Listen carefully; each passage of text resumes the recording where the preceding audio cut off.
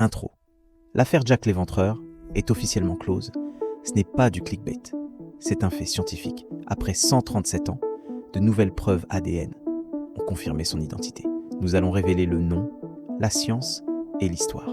Mais ce que personne ne vous dit, c'est comment cet homme, un individu connu et violent, a été autorisé à se promener librement. Les preuves ne pointent pas seulement vers un suspect, elles pointent vers un homme que la police surveillait. La vérité n'est pas seulement qui il était, c'est pourquoi ils l'ont laissé s'en tirer. Cela change toute la légende. La science contre le fantôme. Toute l'histoire, la réponse finale, se résume à un seul objet. Un châle en soie, taché et en lambeaux. Pendant plus d'un siècle, la légende de Jack l'Éventreur n'était que cela. Une légende. Une histoire de fantôme faite de brouillard, de lumière à gaz et d'ombre. Il était le fantôme insoluble, le prédateur qui a déconcerté Scotland Yard et a disparu dans l'histoire. Des centaines de suspects, zéro preuve. Tout le monde était obsédé par l'idée qu'il devait être quelqu'un de spécial. Un chirurgien brillant avec un sombre secret, un artiste fou, même un membre de la famille royale. Mais voici le hic. La preuve qu'il a finalement démasquée n'était pas une conspiration complexe. C'était un morceau de tissu, prétendument trouvé sur les lieux de la 4e victime de l'Éventreur, Catherine Eddowes, le 30 septembre 1888. Ce châle a été transmis à travers la famille d'un policier qui était sur les lieux. Pendant des décennies, ce n'était qu'une curiosité morbide. La plupart des experts l'ont rejeté comme un faux, juste un autre morceau de Reaper Tikka, dans un marché inondé de ces objets. Alors, voici l'affaire. En 2007, un auteur et détective amateur nommé Russell Edwards l'a acheté aux enchères. Il était convaincu que c'était authentique. Il a misé son argent et sa réputation sur un dernier pari désespéré. Utiliser une technologie dont la police victorienne ne pouvait même pas rêver. Edwards a retrouvé le docteur Jari Louellenen, un expert de renommée mondiale en analyse génétique d'échantillons anciens et dégradés, à l'université John Moores de Liverpool. Ce n'était pas comme une émission policière à la télé, c'était un morceau de soie qui avait plus de 125 ans au moment du test. Il était contaminé par d'innombrables mains, par le temps et par les éléments. En tirer quoi que ce soit était considéré comme un miracle. Le docteur Louellenen et son équipe se sont mis au travail dans un laboratoire stérile. Ils se sont concentrés sur les tâches. En utilisant des techniques avancées, ils ont soigneusement extrait le matériel génétique microscopique laissé derrière.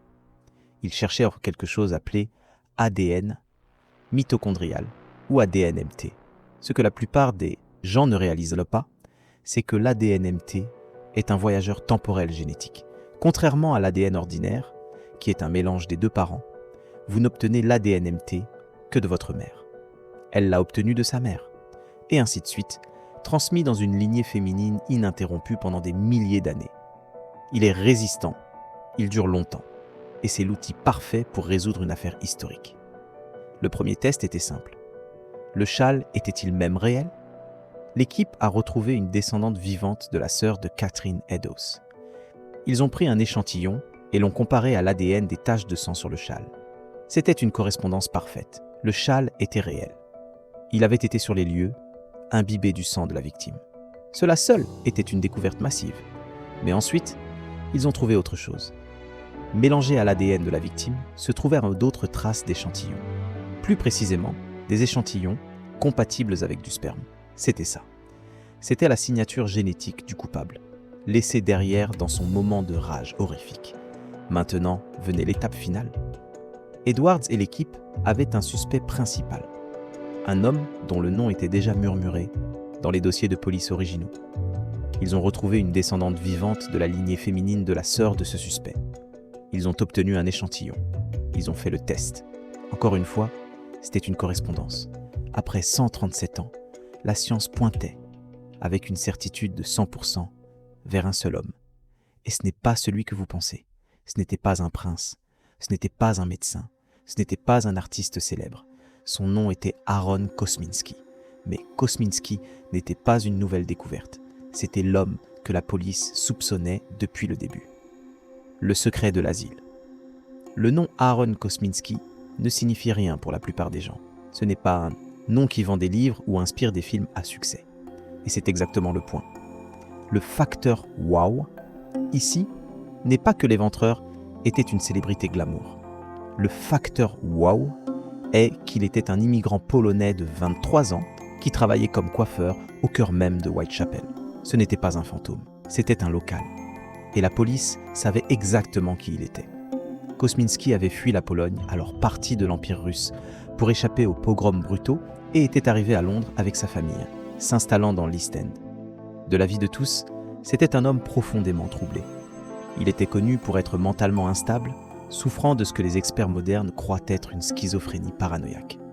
Il était en proie à des visions sombres, des hallucinations auditives et une haine profonde et violente des femmes.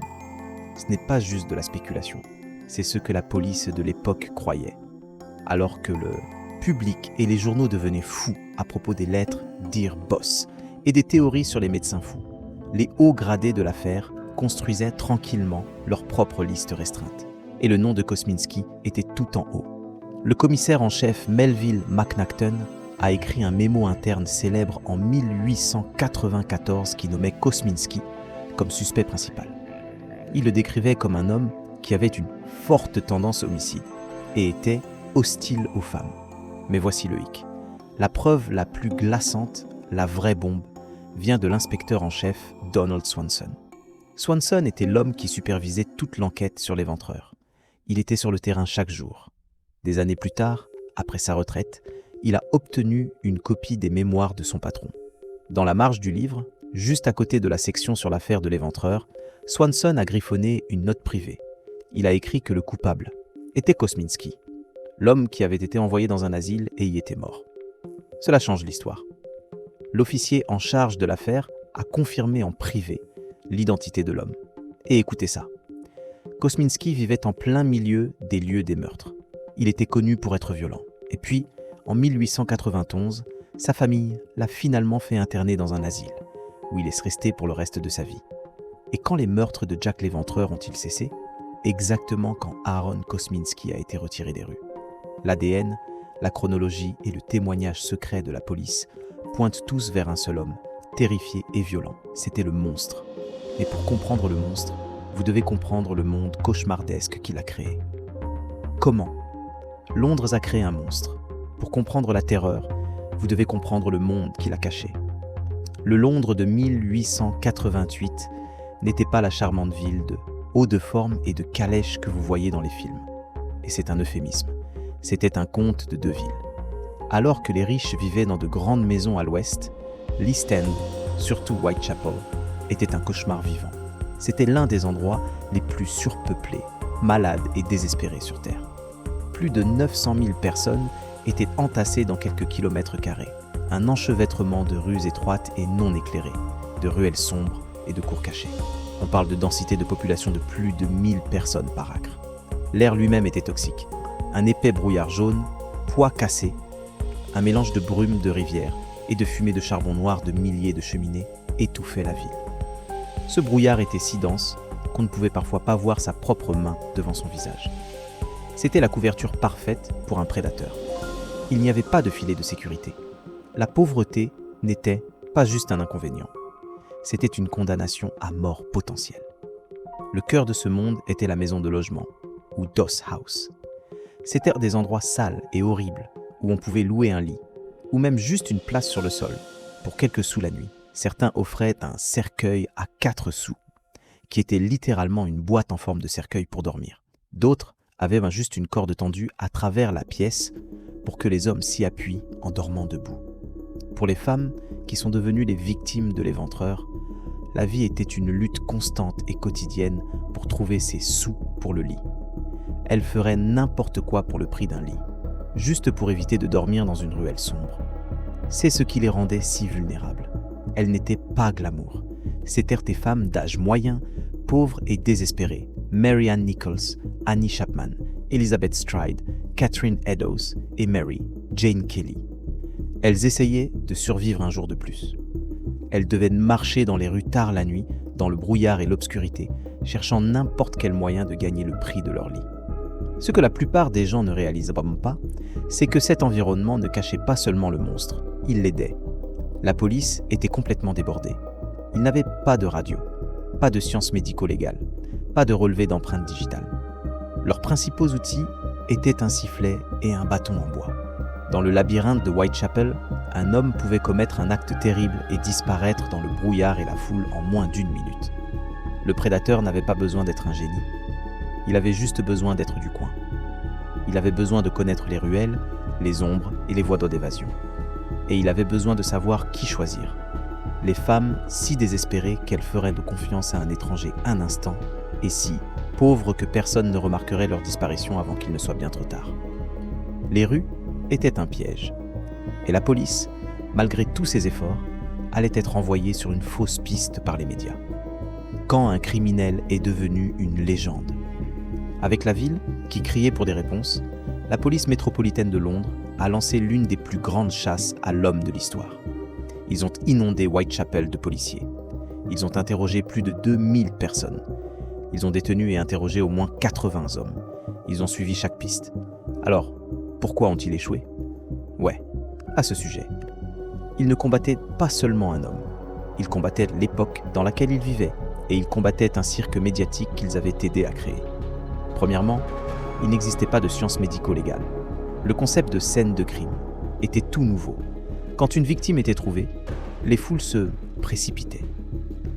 Les reporters piétinaient les preuves. La scène était contaminée en quelques minutes. La police n'avait pas de relevé d'empreintes digitales. Ils n'avaient pas de typage sanguin. Tout ce qu'ils avaient, c'était des témoignages de personnes dans des rues sombres et brumeuses. Certains disaient qu'il avait l'air miteux, d'autres disaient qu'il avait l'air respectable. C'était inutile. Ce qui est vraiment fou, c'est qu'ils ont trouvé des indices, mais ne savaient pas quoi en faire. Près de la scène de Catherine Eddowes, la même victime du châle, ils ont trouvé un morceau de son tablier ensanglanté. Sur le mur au-dessus, quelqu'un avait écrit à la craie « Les Juifs sont les hommes qui ne seront pas blâmés pour rien ». Était-ce un indice du coupable ? Kosminski, qui était juif, essayait-il de faire accuser son propre peuple ? Ou était-ce juste un graffiti antisémite ? Nous ne le saurons jamais. Le commissaire de police, Sir Charles Warren, craignait que cela ne déclenche des émeutes antisémites. Alors, il a ordonné de l'effacer. Immédiatement, ils ont lavé l'une des seules preuves physiques qu'ils aient jamais trouvées. Puis sont venues les lettres. Le prédateur est devenu une célébrité mondiale quand la fameuse lettre « Dear Boss » est arrivée dans une agence de presse londonienne. Elle narguait la police et promettait plus à venir. Et elle était signée du nom glaçant qui résonnerait dans l'histoire. Jack the Ripper, Jack l'éventreur. Le problème ? Tout le monde est obsédé par cela, mais presque tous les experts conviennent maintenant que c'était un faux. Probablement écrit par un journaliste du journal Star pour vendre plus d'exemplaires. Mais ça a marché. Ça a créé une frénésie médiatique et a envoyé la police sur une fausse piste, triant des milliers de lettres d'imitateurs. Mais voici le hic. Une lettre était réelle. La lettre « From Hell », envoyée au chef du comité de vigilance de Whitechapel, est arrivée avec une petite boîte.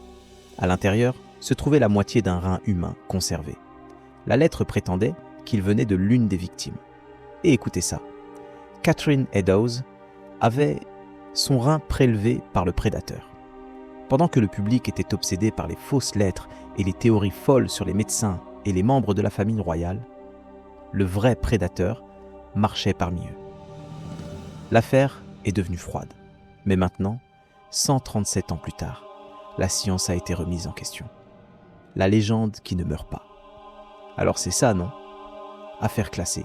L'ADN du châle pointe vers Aaron Kosminski, le suspect numéro 1 de la police, dont l'internement correspond exactement à la fin des meurtres. C'est une correspondance parfaite. Eh bien, pas si vite.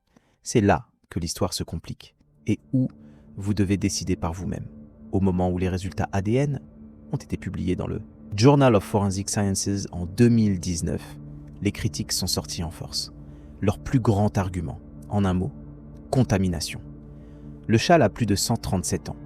Il a été manipulé par la police, par la famille du propriétaire original, par des collectionneurs et par l'équipe de Russell Edwards elle-même avant même d'arriver dans un laboratoire stérile. Comment savons-nous que l'ADN trouvé n'est pas juste celui de l'un d'entre eux ? Ou trop ? Alors, qu'en pensez-vous ? La correspondance ADN est-elle le dernier mot ?